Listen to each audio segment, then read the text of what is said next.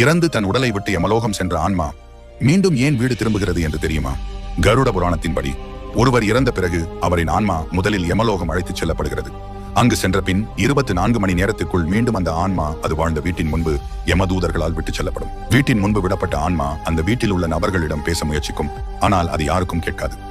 பூமியில் தன்னுடைய வாழ்க்கை முடிந்தது என்பதை உணராத அந்த ஆன்மா இடுகாட்டில் அதன் உடல் தீயில் எரிவதைக் கண்டு 10 முழம் உயரத்தில் இருந்து தீயில் எரியும் அதன் உடலை பார்த்து கதறி அழும்.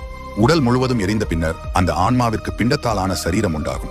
அதாவது 12 நாட்கள் இறந்தவரின் வீட்டில் வைக்கப்படும் பிண்டத்திலிருந்து காற்றின் வடிவில் இருக்கும் அந்த ஆன்மாவிற்கு பிண்டத்தாலான உடல் உண்டாகும்.